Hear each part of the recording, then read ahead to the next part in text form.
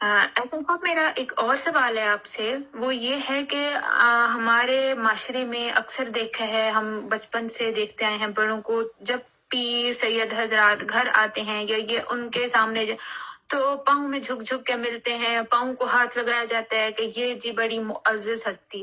ٹھیک ہے، میں سمجھتی ہوں کہ انسانیت کی عزت فرض ہے انسان کا، ٹھیک ہے، لیکن یہ پاؤں میں جھکنا اور گھٹنوں پہ ہاتھ رکھنا اور پھر ساتھ پاؤں چومنا، یہ کیا بات ہے، یہ کیا ایک لاجک ہے؟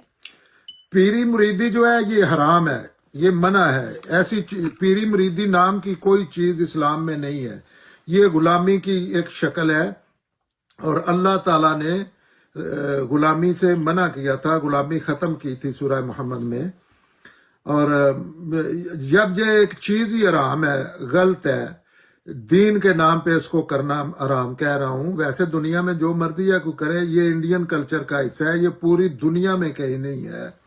یہ دربار اور سارا قبر پرستی، پیر پرستی، یہ اللہ کے خلاف ہے، یہ اللہ کے دین کے خلاف ہے.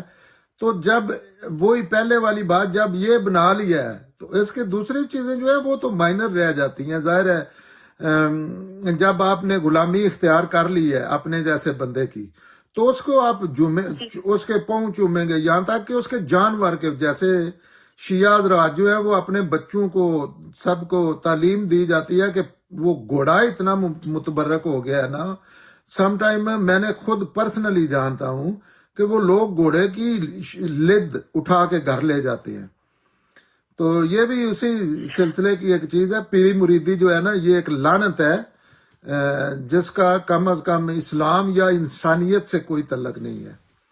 تو جب آپ نے ایک لعنت اختیار کر لیا تو ظاہر ہے اس کے اب گھوڑوں کے پیشاب بھی پئیں گے، پیر صاحب کے بھی کریں گے، اپنی جان مال عزت اب روح ان پہ نچھاور کریں گے، وہ آپ کی عزتوں سے بھی کھیلیں گے، دولت سے بھی کھیلیں گے. اس کی نفی کرنی چاہیے. یہ بہت بڑا کرائم ہے انسانوں کے ساتھ. لیکن پیر بھی کیا کریں، یہ انسان کرواتے خود بھاگ بھاگ کے. ہاں جی بالکل ایسے ہی ہے. تو یہ لوگوں کو سوچنا چاہیے. اور آپ جہاں دیکھیں، جہاں برے صغیر میں ہے دربار اور یہ پیری مریدی، انڈیا میں بھی اس کا کانسیپٹ ختم ہو رہا ہے ایجوکیشن کے ذریعے. اب پاکستان رہ گیا سب سے بڑا جو مرکز ہے، یہ شرک کے اڈے ہیں. اور یہ شرک کی، یہ ایسا شرک ہے کہ جیسے فحاشی کے اڈے نہیں ہوتے جہاں لڑکیاں فراہم کی جاتی ہیں، یہاں شرک کرنے کے لیے باقاعدہ سہولتیں فراہم کی جاتی ہیں. تو ان سے بچنا چاہیے لوگوں کو. نہ یہ علم عقل کے معیار پہ پورے اترتے ہیں، دین کے تو ہے ہی خلاف. دین تو آئے ہی ان باتوں کے خلاف ہے، ان ضلالتوں اور گمراہیوں کے خلاف. تو لوگوں کو ان کا نوٹس لینا چاہیے اور سوال کرنے چاہیے. لوگوں کو، بچوں کو اسپیشلی سوال کرنے چاہیے کہ اس کا دین سے کیا تعلق ہے. اور اب رہ بھی یہ مسلمانوں میں ہی گئی ہے، وہ بھی برے صغیر کے مسلمانوں میں.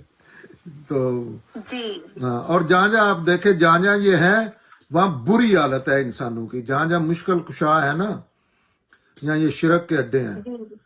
پوری دنیا میں وہ مسئلے حل ہو چکے ہیں، وہاں ابھی تک بھی لوگوں کا بجلی کا مسئلہ ہی نہیں حل ہو رہا.